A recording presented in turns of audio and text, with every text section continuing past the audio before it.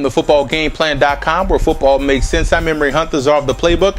Bring you an NFL Week 7 preview between the Pittsburgh Steelers and the Arizona Cardinals. Now let's look at the Steelers in this game.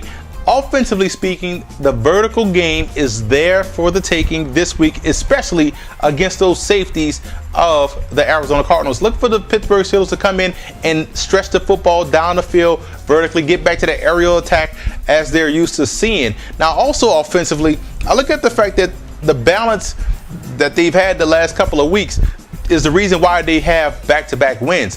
What I've seen out the Pittsburgh Steelers is the fact that they've gotten back to the ground game. Mendenhall, it looks like he's back. He's ready to go to roll. The balance has to be there in order for the Steelers to have some success, because quiet is kept. The Cardinals match up very well versus the Pittsburgh Steelers. Now, defensively speaking, I look at the big matchup: Ike Taylor versus Larry Fitzgerald. Ike Taylor is a UL Lafayette Raging Cajun, and you know how we do well in the pros. But on the serious side, you look at the matchup. Ike is 6'2", 200 pounds. Fitzgerald is 6'4".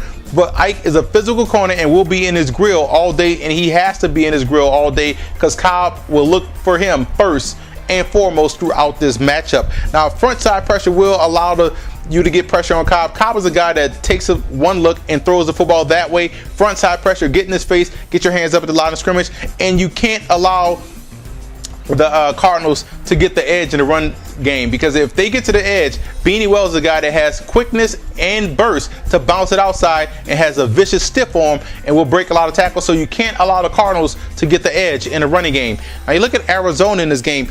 Cobb has to protect the football. That goes without saying. He has to do a better job of protecting the football, and he has to make sure he doesn't give clues, because he has these little idiosyncrasies, like he passes the football when he's about to throw or taps it, and he also throws to where he's staring at first. It's weird. If he looks one way, that's where he's going. If he pats the football, he's getting ready to throw the football. He has to make sure he doesn't give those clues to opposing defenses, because that's why teams are just jumping routes and picking them off.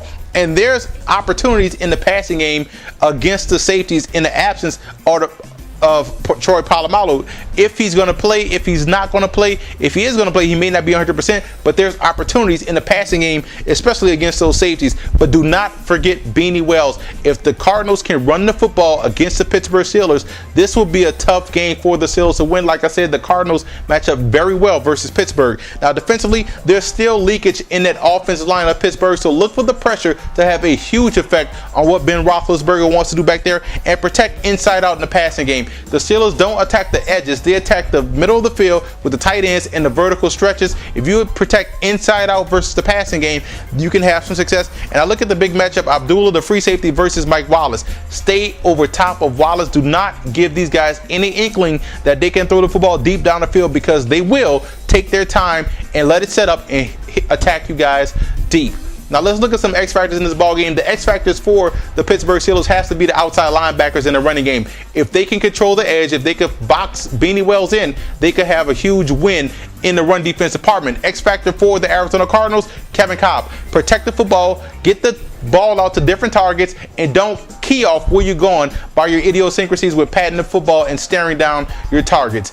Even though the Cardinals match up very well in this game, I'm going with Pittsburgh. One thing that I like about the Pittsburgh Steelers is the fact that they can get back to the ground game, and their defense is aggressive enough to be aggressive all day to get the Cardinals off the field. For more NFL previews, visit footballgameplan.com/NFL or visit our YouTube channel at youtube.com/footballgameplan. And listen to the Football Game Plan radio show, which airs Saturdays 11 a.m. Eastern Time at blogtalkradio.com/footballgameplan.